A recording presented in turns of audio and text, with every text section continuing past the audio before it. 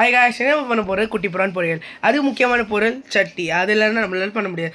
So ஒரு vessel எடுத்ததுக்கப்புறம் அதில் லைட்டாக எண்ணெய் ஊற்றணும். அதுக்கப்புறம் இஞ்சி பூண்டு குட்டி வெங்காயம் பெரிய வெங்காயம் வேண்டாம். ஏன்னா குட்டி வெங்காயத்தில் நல்லா டேஸ்ட்டு காரம் எல்லாம் நல்லா ருசியாக இருக்கும். ஸோ அது எல்லாத்தையும் முதல்ல கொஞ்சம் ஒவ்வொன்றா போடுங்க. ஸோ உங்களுக்கு தெரியும்ல எல்லாம் நீங்கள் வச்சுருக்கீங்க, எல்லாம் ஒரு தேவையான பொருள் அது எல்லாத்தையும் முதல்ல ஒரு சட்டியில் போட்டு எண்ணெய் இருக்கணும். அந்த சட்டியில் முக்கியமாக எண்ணெய் இல்லாமல் நம்மளால் பண்ண முடியாது. அது எல்லாத்தையும் சட்டியில் போடணும்.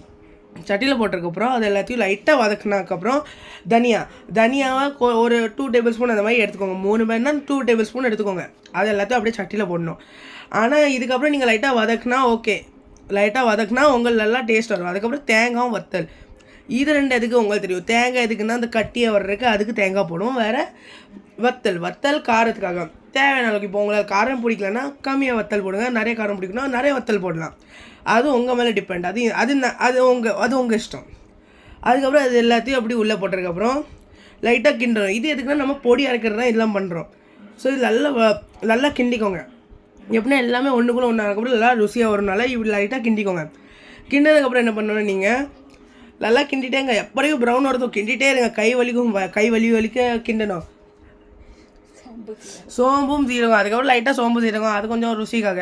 எப்படி கரம் மசாலா அது இருக்குல்ல, அதுக்காக கொஞ்சம் சோம்பு ஜீரகம் இது ரெண்டையும் அப்படியே உள்ளே போடணும். இது ரெண்டையும் உள்ளே போட்டதுக்கப்புறம் நான் என்ன சொல்கிறேன், சரி இது ரெண்டையும் உள்ளே போட்டதுக்கப்புறம் லைட்டாக நீங்கள் கிண்டுனா போதும்.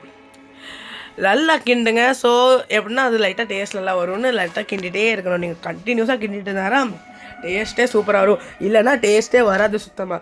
பேக்ரவுண்ட் மியூசிக்கு சாரி காய்ஸ். ஆனால் இது நல்லா நீங்கள் கிண்ணக்கப்புறம் 2 நிமிஷத்துக்கு ஆற விடணும். ஆற விட்டுறதுக்கப்புறம் நீங்கள் லைட்டாக குட்டி ப்ரான், நான் சொன்ன மாதிரி லைட்டாக குட்டி ப்ரான் எடுக்கணும். அதை பக்கத்தில் வச்சுக்கோங்க. இப்போதைக்கு அது கிண்டிகிட்டே இருங்க. ஸோ இப்போ நீங்கள் பார்த்தீங்கன்னா உங்கள் 3 பேர் இருந்தீங்கன்னா இவ்வளோ ஒரு அரை சட்டி இந்த மாதிரி ஒரு அரை கொட்டி சட்டியில் ப்ரான் போடணும். இந்த ஃபோட்டோ வந்து ஏன் போட்டிருக்கேன்னா பார்த்துக்கோங்க. இப்படி தான் கிண்டி வைக்கணும்.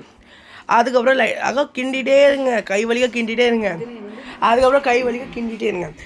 கிண்ணதுக்கப்புறம் நல்லா கிண்ணதுக்கப்புறம் என்ன பண்ணால் லைட்டாக அதில் திரும்ப அதே சட்டி மீன்ஸ் அதை கிண்ணதுக்கப்புறம் பொடி அரைக்க போட்டுடணும். லைட்டாக அதே சட்டியில் லைட்டாக எண்ணெயை போட்டுருங்க. நீங்கள் எண்ணெயாக போடும், அது உங்களுக்கு திரும்ப சொல்ல தேவையில்ல. லைட்டாக எண்ணெய்க்கப்புறம் ஜீரகம் போடணும். ஜீரகம் போடலாம், இல்லை உங்கள் வீட்டில் நீங்கள் கடுகும் போட்டுக்கிடலாம். அதுக்காக கடுகை போட்டுக்கோங்க. எண்ணெய் எப்படின்னா எண்ணெயும் கடுகும் லைட்டாக வெடிக்கும், அதில் கொஞ்சம் பின்னாடி நின்றுக்கோங்க. அதுக்கப்புறம் சோம்பு, லைட்டாக சோம்பு, திரும்ப சோம்பு ஏன் போடுறோம், லைட்டாக டேஸ்ட் வரணுன்னு சோம்பு போடுறோம். ஸோ சோம்பு போட்டதுக்கப்புறம் அது நீங்கள் உங்கள் இஷ்டம். அது நீங்கள் வதக்கணுன்னா வதக்குங்க, நான் வதக்காதீங்க. ஆனால் சிம்மில் வச்சானா அது வெடிக்காமல் இருக்கும். அதுக்கப்புறம் வெங்காயம் அதுக்கு முன்னாடி நீங்கள் லைட்டாக நான் சொன்ன மாதிரி கிண்டிக்கோங்க. கிண்டினா தான் அந்த என்ன சொல்லுவோம் டேஸ்ட் வரும். அதுக்கப்புறம் ஒரு முழு வெங்காயம் எடுத்துக்கோங்க. பெரிய வெங்காயம் சரி, திரும்ப சின்ன வெங்காயம் வேணாம், பெரிய வெங்காயம் எடுத்துக்கோங்க. 2 பெரிய வெங்காயம் உங்கள் வீட்டில் எத்தனை மாதிரி இருக்கீங்க அதை டிபெண்ட் பண்ணி நீங்கள் எடுத்துக்கோங்க. அதுக்கப்புறம் அந்த வெங்காயத்தை வெட்டிக்கோங்க. அதை லைட்டாக அந்த குட்டி குட்டியாக சாப்ஸ் பண்ணதுக்கப்புறம் அந்த ஸ்குவாஷ் உள்ளதுக்கப்புறம் அதை உள்ளே போட்டுருங்க. இப்போ பார்க்கறதுக்கு இந்த என்ன சொல்லுவாங்க கடுகும் இந்த சோம்பும் இதெல்லாம் என்ன சொல்லுவாங்க வெங்காயோட கம்மியாக தெரியும், அதனால் வெங்காயம் நிறைய ஐயோன்னு அப்படிலாம் நீங்கள் யோசிக்கிறதால அதை அப்படி போட்டதுக்கப்புறம் லைட்டாக வதக்கோங்க. எப்படிக்கும் இந்த மாதிரி வெங்காயம் ப்ரௌனாக வராதோ, இப்போ ஃபோட்டோவில் காமிக்கணும் ப்ரௌனாக வராதோ. அப்படி கிண்டி முடிச்சதுக்கப்புறம் லைட்டாக தக்காளி 2 தக்காளி டு 1 தக்காளி வீட்டில் எத்தனை மாதிரி இருக்கீங்களோ அது மேலே உங்கள் இஷ்டம். அவ்வளோ தக்காளி போட்டதுக்கப்புறம் அதை அப்படியே சட்டியில் போட்டுக்கோங்க. வெங்காயம் தக்காளி ஒரே அளவு இருக்கணும். ஏன்னா இப்போ தக்காளி கம்மியாச்சுன்னா ரொம்ப ஒரு மாதிரி ரொம்ப இதுவும், ஆனால் அதே தக்காளி நிறைய இருந்துச்சுன்னா தண்ணி ஆகிடும். ஆனால் தக்காளி கம்மியாக இருந்துச்சுன்னா வெங்காயம் ரொம்ப என்னதான் டாமினேட் பண்ணிடும் அந்த காரம் அந்த டேஸ்ட்டு. அதனால் 2ம் ஒரே அளவு இருக்கிற மாதிரி நீங்கள் போட்டுக்கோங்க. ஸோ உங்களுக்கு ருசி வந்து அந்த என்ன சொல்லுவோம் ஒரு மெயின்டைன்டாக இருக்கும். அதுக்கப்புறம் என்ன பண்ணால் அதே மாதிரி வதக்கிக்கோங்க. தக்காளி எப்படிக்கும் ரொம்ப சாஃப்ட் அந்த ப்ளம்ப்ளியாக ஆகிடுமா அப்பறைக்கும் வதக்கும். அதுக்கப்புறம் லைட்டாக குட்டி ப்ரான் எடுத்துக்கோங்க. முதல்ல சொன்ன மாதிரி அவ்வளோ ப்ரான் எடுத்துட்டீங்களா, கீழே வச்சிங்களா. இப்போ வீட்டில் எத்தனை பேர் இருக்கீங்களோ அவ்வளோத்துக்கு நீங்கள் வச்சுக்கோங்க. இப்போ 3 பேர் இருக்கீங்கன்னா 250 கிராம் அது எல்லாத்தையும் அப்படியே சட்டியில் போட்டுருங்க. சட்டியில் போட்டதுக்கப்புறம் அதை எல்லாத்தையும் அப்படியே வதக்க ஆரம்பிச்சதுக்கப்புறம் எப்படிக்கும் உங்களால் வதக்க முடியுமோ எல்லாமே எப்படியும் ஒன்றுக்குள்ளே ஒன்று டக்குன்னு ஆகாது. அதனால வதக்கிட்டே இருங்க.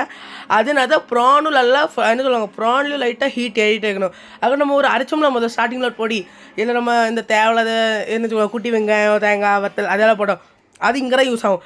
அது எல்லாத்தையும் அப்படி சட்டியில் போட்டு கிண்டிடுங்க. கிண்டினதுக்கப்புறம் அது இப்படி வரலன்னா பிரச்சனை இல்லை, கலர் வேணால் டிஃபராக இருக்கலாம். ஏன்னா நீங்கள் பண்ணுறீங்க அது வேறு மாதிரிக்கலாம். ஆனால் எல்லாத்தையும் நல்லா மிக்ஸ் பண்ணதுக்கப்புறம் என்ன பண்ணணும், நீங்கள் அது எல்லாத்தையும் லைட்டாக தண்ணி எக்தம் லைட்டாக தண்ணி ஊற்றினீங்கன்னா அதுக்கப்புறம் லைட்டாக கிண்ட ஆரம்பிச்சிடுங்க. அந்த பொடியும் இதையும் லைட்டாக கிண்ட ஆரம்பிச்சதுக்கப்புறம் அப்படி கிண்டிகிட்டே இருக்கணும். அது கிண்ணதுக்கப்புறம் ரொம்ப நேரம் கை வலிக்குன்னா அப்படியே மூடி வச்சுக்கோங்க. அந்த ஹீட் அப்படியே அதுக்குள்ளேயே அடங்கி போயிடும். அடங்கி போனதுக்கப்புறம் அதை அப்படியே நீங்கள் எடுத்துட்டிங்கன்னா அந்த தண்ணியெல்லாம் வேப்பரில் மாதிரி தண்ணியெல்லாம் அப்படியே மேலே பறந்துடும். ஸோ அதனால இது ஒரு சுக்கா மாதிரி ஆகிடும், ஒரு பொரியல் மாதிரி. அதுக்கப்புறம் இதை லைட்டாக கிண்டிகிட்டே இருங்க, அடுப்பு ஆஃப் பண்ணிக்கோ. அதுக்கப்புறம் கிண்ட ஆரம்பிங்க. அதுக்கப்புறம் இதுக்கப்புறம் நம்ம ரெசிபி முடிஞ்சிது. பாய்.